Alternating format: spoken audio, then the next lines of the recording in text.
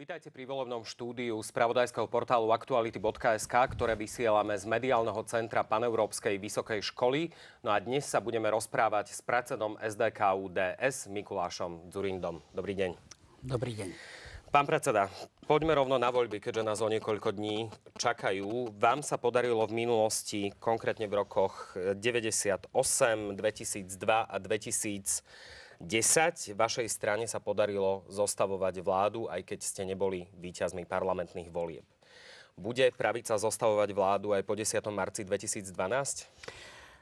Občania jedine môžu o tom rozhodnúť a oni to vedia. Mnohí ešte zvažujú. Mojou úlohou, mojou povinnosťou je pokúsiť sa ponúknuť alternatívu tomu, čo sa dnes javí ako dominantné, to znamená vláde jednej politickej strany. Myslím si stále, že SDKU DS, KDH, Most, Híd a prípadne aj SAS majú takýto potenciál. Myslíte si, že majú takýto potenciál aj po tom, čo sa udialo, či už za ostatných 18 mesiacov od vzniku vlády v roku 2010, ale aj po tom, čo sa udialo za ostatné týždne a po tom, čo si naozaj celé Slovensko prečítalo v údajnom spise Gorila, ako pravicové strany v minulosti pracovali, robili politiku? Má ešte pravica šancu podľa vás po tomto všetkom? Má pravica šancu, pretože sa domnievam, že s každým dňom ľudia premýšľajú stále racionálnejšie a chápu, že tak ako ja nemôžem obviniť Roberta Fica a jeho vládu za to, že povedzme došlo k výbuchu vo vojenských opravárniach v Novákoch, takisto on nemôže viniť mňa ani nikto iný za to, ak nejaká podnikateľská skupina sníva také alebo onaké sny. Myslím si, že dnes viac ako včera ľudia chápu, že inštitúcie, vtedy, keď som bol predsedom vlády, konali a konali vo verejnom záujme. Dnes ľudia veľmi dobre chápu, že SIS sledovala podozrivé osoby, že sledovala osoby, ktoré boli podozrievané z toho, že konali proti verejnému záujmu alebo nebodaj aj trestnoprávne. Rovnako vedia to, že takto konala polícia a že k zameteniu týchto vecí došlo mesiac po nástupe vlády Roberta Fica. To je prosto fakt. A preto sa domnievam, že napokon ľudia vezmú rozum do hrsti a že máme šancu, aby sme sa uchádzali o ich dôveru. Len, pán predseda, musíte uznať, že v tom spise sú aj iné veci a teraz nemusíme teda rozprávať o tých policajných postupoch a o tom, že polícia alebo Slovenská informačná služba sledovala nejaké podozrivé osoby, ale v tom spise sme si prečítali napríklad záležitosti aj to, že vy osobne s pánom Hrušovským ste si mali rozdeliť 200 miliónov korún. Prečítali sme si rôzne praktiky o prideľovaniach provízií, úplatkov, čiže preto sa na to pýtam.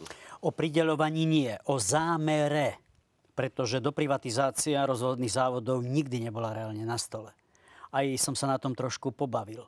Tak ako sme nikdy nechceli dopredať 51% SPP, pretože je to kredibilný podnik, z ktorého dividend máme pekné výnosy do štátneho rozpočtu, tak neprichádzalo do úvahy, aby sme doprivatizovávali rozvodné závody. Takže je to totálny nezmysel. Nielen, že k tomu nedošlo, ale doprivatizovanie rozvodných závodov nikdy nebolo. Čiže tá prax, ktorú popisuje údajný spis Gorila, že do SDKU DS mali tiecť takýmto spôsobom peniaze, nepripúšťate, že by ste boli previazaní na finančnú skupinu Penta, že by vaša strana alebo vy osobne brali od Penty úplatky, provízie? To sa jednoducho podľa vás nedialo.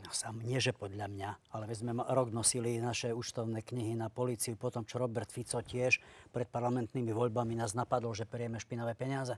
Pán Dürer, veď rok sme nosili naše účtovné doklady na políciu. A to preberovanie skončilo tak, že nezačalo ani trestné stíhanie a všetky doklady. Len ako sme sa včera dozvedeli. Ale ak dovolíte, lebo vy tak jemne ste nahryzli a myslím si, že je mojou povinnosťou reagovať na to, čo hovoríte.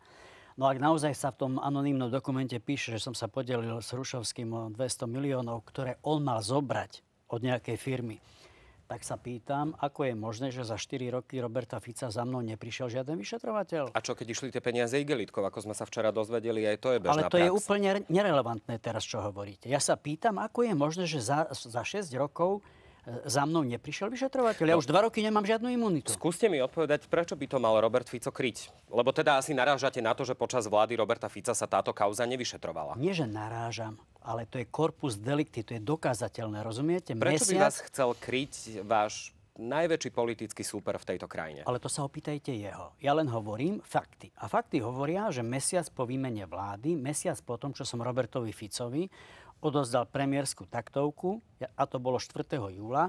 4. augusta SIS vypla odpočúvanie podozrivých osôb, na čo mala súdne povolenie. Spýtam sa inak. Polícia prestala konať aj... Aha, chybička sa vľúdila. Polícia začala konať aj, čo sa týka inšpekcie ministerstva vnútra, aj úradu boja proti korupcii. Prečo to zamietli pod koberec? Ale ja nemôžem hovoriť za pána Fica. Určite sa spýtame aj jeho. Spýtam sa teda inak. Prečo si myslíte, že kauza Gorila poškodila práve najviac SDK-UDS, keď sa v nej spomínajú aj iné strany? Spomína sa v nej bývalá SMK, spomína sa v nej KDH a koniec koncov spomína sa v nej aj Robert Fico a jeho osobný tajomník. Mojím záujmom je, aby som s občanmi pred parlamentnými voľbami, a my sme vo vašom štúdiu, ja by som rád sa ľuďom prihovoril z pohľadu toho, čo Slovensko čaká po 10. marci. Nemám na tom ani záujem, ani čas, aby som o tom premýšľal. Len chápem, že nás to poškodilo. Aby som vás celkom nesklamal, zrejme preto, že volič SDK-UDS je kritický.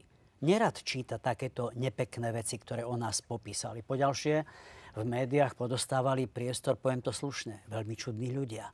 Bývalý policajt, o ktorom sa v tom dokumente, ktorému mnohí máte tendenciu veľmi dôverovať, ako človeku, ktorý bral provízie, peniaze, úplatky od finančnej skupiny za to, že vynášal z prostredia prezídia policajného zboru. A on pokojne povie, Dzurinda zasahoval do vyšetrovania, a keby Dzurinda bol chcel, vyšetril. Takéto nezmysly šírime občanom. Čiže ja si viem predstaviť, že kritický volič, a znovu opakujem, naši voliči nie sú takí, že ja zavelím tadiaľto a oni pôjdu tadiaľto. Je citlivý na takéto informácie a chvíľu trvá, kým si vyhodnotí všetky súvislosti. To, čo ste práve teraz povedali, je dôvodom aj preto, že vaša strana sa rozhodla v tých posledných dňoch pred voľbami promovať viac Luciu Žitňanskú a nie vás? Neviem, či sme sa rozhodli viac promovať pani Žitňanskú. My sme nikdy neboli stranou jedného človeka. My promujeme silný tím, pán Dürer. Vždy sme boli silný tím. Máme silné odborné zázemie. Niekto niekedy aktívnejší a viditeľnejší. Ja sa aktívne zúčastňujem tlačových konferencií, politických debát. Nemám ten pocit. My forsírujeme to, čo je pre SDK-UDS najcharakteristickejšie. A síce, že sme politická strana s najväčšími skúsenosťami a dovolím si povedať, že máme aj najsilnejšie odborné zázemie. Nikdy sme neboli stranou ani jedného muža, ani jednej dámy. Vždy sme boli a sme silným tímom. Zostaňme ešte pri tých personálnych a politických záležitostiach, potom sa dostaneme k programu. Spýtam sa teda inak prostredníctvom čitateľa spravodajského portálu Aktuality.sk. Myslíte si, že držanie sa stoličky šéfa SDK-UDS s zubami nechtami je dobré pre vašu stranu? Aj vzhľadom na posledný vývoj? Myslím si, že takto sformulovaná otázka je nespravodlivá a nepravdivá. Prečo? No pretože o tom svedčia prosto fakty. Tie fakty hovoria, že po ostatných parlamentných voľbách podľa našich stanov sa konal kongres. Na kongrese som kandidoval nielen ja, ale jeden z delegátov navrhoval aj pani premiérku. Pani premiérka odmietla kandidovať na funkciu predsedu SDK-UDS. To nespravodlivé a nekorektné v tej otázke je, že teda čo som mal hodiť veslo do vody? Nemal som protikandidáta. Ani vzhľadom na vývoj preferencií, ktorý sme pri SDK-UDS zaznamenali, že vo voľbách ste mali, ak sa nemýlim a opravte ma, poprípade 14% a momentálne v niektorých prieskumoch oscilujete aj pod hranicou zvoliteľnosti? Nie je to dôvod na to, aby si Mikuláš Dzurinda povedal, že dobre, spravil som mnohé veci pre túto krajinu, ale teraz zjavne ma už ľudia nechcú a prenechám to žezlo niekomu inému. To teraz, keď vrcholí zápas, keď je mojou úlohou a povinnosťou prinavrátiť občanom vieru v to, že má zmysel sa angažovať, prelomiť apatiu, teraz ja mám byť zbabelý a uísť z boja, pán Dürer? Ja to neviem vyhodnotiť, či zbabelý, ale... Po druhé, niekedy čítam, že ma nemáte radi, lebo odpovedám proti otázkami. Ale pán Dürer, vy ste skúsený novinár, ktorý sa týmto remeslom živí dlhé roky. Vy si nepamätáte, aké rôzne prieskumy verejnej mienky boli aj v minulosti? To ja sa mám ako človek, ktorý celú politiku a celý svoj život postavil na hodnotách, na princípoch, na zásadách. Ja sa mám riadiť prieskumami verejnej mienky? Spomínam si na rok 2002, kedy ste tiež boli jemne v prepade a nakoniec ste teda zostavovali vládu. Mojou úlohou nie je ukázať slabosť, zbavovať sa zodpovednosti, kríž shodiť niekde na zem a uľaviť si. Mojou úlohou je zápasiť argumentmi o to, o čom som presvedčený. Dnes som presvedčený, že je pre Slovensko kľúčové, čo sa tu bude diať po 10. marci. Či sa Slovensko udrží na hlavnej európskej koľaji, alebo sa vyberieme gréckou či maďarskou cestou. Toto je moja úloha. Po 10. marci, vy ste spomínali, že vašim cieľom je teda spolupracovať naďalej s KDH a Most Híd a spomenuli ste aj SAS. SAS je už rehabilitovaná po hlasovaní o páde vlády, respektíve o eurovale? Neviem, či je rehabilitovaná, takto otázka nikdy nestála. My nie sme sudcovia, nie sme z cukru, nemali by sme byť precitliveli. Politika, pán Dürer, nie je o láske, ani o mojich hemungoch alebo sentimentoch. Politika je o záujmoch. Záujmom Slovenskej republiky je to, aby po 10. marci tu bola vláda, ktorá sa bude starať o ľudí, ktorá sa postará o nové investície, Tomu ja ktorá rozumiem, udrží Slovensko na hlavnej európskej koľaji. SAS povalila vládu, pripisujem to na konto jej neskúsenosti. Na strane druhej sme spolu schválili mnoho reformných zákonov. Napríklad zákony na zužovanie priestoru pre korupciu. Len SAS teraz príde s tým, že pravicová vláda áno, z SDKU áno, ale nesmie tam byť Mikuláš Dzurinda a Ivan Mikloš.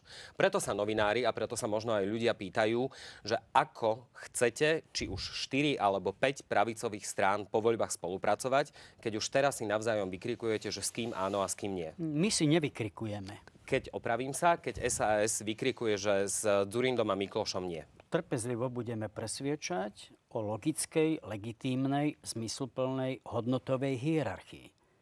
Na jej vrchole je záujem Slovenskej republiky. Celý môj život je o tom, že vždy som sa pýtal, čo je dobre pre Slovensko. Dnes sa pýtam, čo je dobre aj pre eurozónu, lebo máme jednotnú menu. Dnes sa pýtam, čo je dobre pre Európsku úniu. Až potom sa pýtam, čo je dobre pre moju politickú stranu. Myslíte si, že veľa sa o tom špekuluje, že KDH a Most Híd pôjdu s vami a nepôjdu radšej s Ficom? Ak budeme mať dosť, pôjdu s nami. A ak by ste dosť nemali, tak bude trma vrma. Tak bude trma vrma. To znamená, že KDH a Most by mohli ísť aj so Smerom. Budeme sa trápiť. Nie som hovorcom ani funkcionárom týchto politických strán. Len sa zamýšľam na to. Boli mnohí novinári prekvapení, keď sa objavila Gorila a keď odvolali pani Bubeníkovú na vláde z funkcie šéfky Fondu národného majetku. Vtedy zo mňa vyšlo, že ešte si to v KDH neuvedomujú a možno ani v Moste Híd, ako nás to prinklo spolu. Povedzte mi, ako môže KDH, keď nevedelo strpieť pani Bubeníkovú s obmedzenými kompetenciami, ako šéfku Fondu národného majetku, ako môžu strpieť Roberta Fica ako premiéra? Veď on do toho bytu chodil. Neviem. Veď jeho tajomník tam bral peniaze. To predsa nejde. A ministerské posty môžu byť veľkým lákadlom. Takto by som kolegov z KDH nepodceňoval. Medzi SDK, UDS a KDH sú dobré vzťahy, lebo rozumieme tomu, čo nazývam hodnoty v politike. Aj v živote. Tomu rozumiem. A nezmenilo na týchto dobrých vzťahoch ani to, že KDH, ak to môžem tak ľudovo povedať, si s radosťou užíva podľa prieskumov to postavenie lídra pravice? Nežiarlim, lebo ja som si vždy uvedomoval, že keď ste v čele, vy rozrážate vzduch. Ste bežec? Nie, ja s tým športom veľa nemám dočinenia. Ale bicyklista nie ste? To trochu áno. No tak druhému sa lepšie bicykluje v závetri za tým prvým.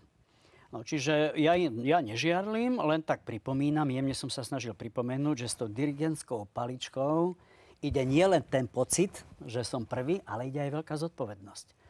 A preto sa teším, že sme sa konečne stretli, aj keď na úrovni predsedov poslaneckých klubov, lebo zrejme vám neušlo, že minulý týždeň v piatok sa stretli predsedovia 4 poslaneckých klubov, SDK, UDS, KDH, Most Híd a SAS a podali sme spoločné podanie na ústavný súd v súvislosti s nevymenovaním pána Čentoša za generálneho prokurátora. Dobre, ešte jednu otázku a potom dáme priestor študentom. Tak povedali ste to s takou nadsázkou, že nežiarlite, ale predsa len nedovolí mi. No, presne tam som sa chcel dostať, že tak ľudovo povedané, či to prežijete, keď KDH bude prvou pravicovou stranou po 10. marci? Ak by to bola pravda, asi by som musel, ale pán Dürer, ak by som si mal zachovať trošku férovosti voči vám, tak samozrejme urobím všetko preto, aby my sme dosiahli lepší a čo najlepší výsledok. SDK, UDS.